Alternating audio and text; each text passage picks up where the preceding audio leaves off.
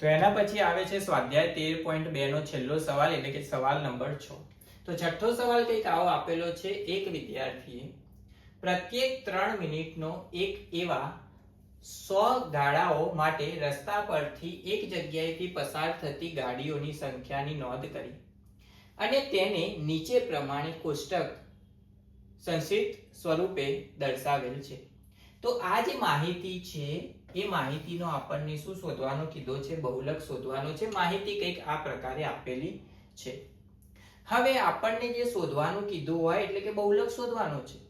તો બહુલકનું સૂત્ર ખબર હોવી જોઈએ. બહુલકને આપણે લખીએ z, એનું સૂત્ર થાય l વત્તા કૌંસમાં f1 માઇનસ f0 ભાગ્યા 2f1 minus f0 minus f2 ગુણ્યા h. આ થશે બહુલકનું સૂત્ર. હવે સૂત્રની અંદર જેટલી પણ કિંમતોની જરૂર હોય આપણને એ બધી કિંમતો શોધી લેવાની. કિંમત કઈ રીતે શોધવાની? તો સૌથી પહેલા આવશે f1 ની કિંમત શોધવાની. તો f1 ની કિંમત કઈ રીતે શોધાય? તો જે પણ આવૃત્તિ આપણને આપેલી હોય એ આવૃત્તિની અંદર સૌથી મોટી જે કિંમત હોય એ શું થાય? આપણી f1 ની કિંમત. તો આ માહિતીની અંદર સૌથી મોટી કિંમત કઈ છે આપણા માટે? 20. તો 20 જે છે આપણા માટે શું થશે? f1 ની કિંમત. હવે f1 ની જે ઉપરની કિંમત હોય એ આપણા માટે કઈ કિંમત થાય? f0 ની કિંમત. અને f1 ની નીચેની જે કિંમત હોય એ આપણા માટે કઈ કિંમત થાય? f2 ની કિંમત. તો f1 મળી ગયો, f0 મળી ગયો, f2 મળી ગયો. એના પછી શું શોધવાનું? l અને h.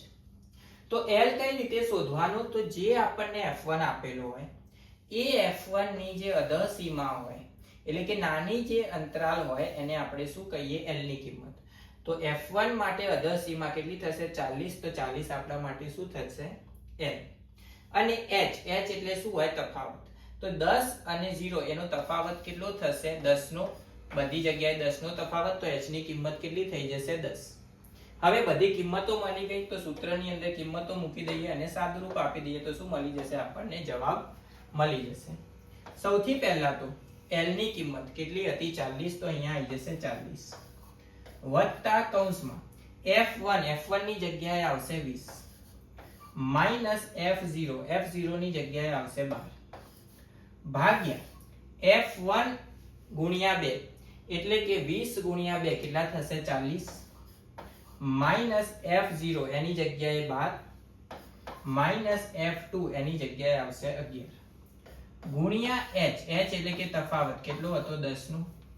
સાદુરૂપ આપી દઈએ તો 40 વત્તા કૌંસમાં 20 માંથી 12 જાય તો કેટલા વધશે? 8 ભાગ્યા 12 ને 11 કેટલા થાય? 23. 40 માંથી 23 તમે જો બાદ કરો તો તમારો જવાબ થશે 17 ગુણ્યા 10.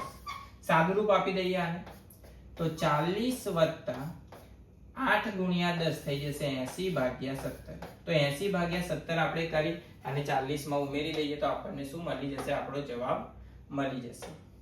તો 80 ભાગ્યા 17 શું થશે? 80 ભાગ્યા 17 17 ગુણ્યા 4 કેટલા થાય? 68. 80 માંથી 68 બાદ થાય તો કેટલા વધશે? 12. હવે ભાગ નહીં ચાલે તો અહીંયા શું આવશે? પોઈન્ટ અને અહીંયા આવશે 0. 17 ગુણ્યા 7 કરીશું આપણે તો 120 ની નજીકની કિંમત મળી જાય. પોઈન્ટ પછી એક કિંમત મળી ગઈ તો અહીંયા મૂકી દેવાની અને ડાયરેક્ટ જવાબ 40 વત્તા 4.7. 40 ને 4 કેટલા થશે? 44.7. તો આ જે માહિતી આપેલી હતી એ માહિતીનો બહુલક આપણને કેટલો મળી ગયો? 44.7 જે આપણને શોધવાનો કીધો હતો.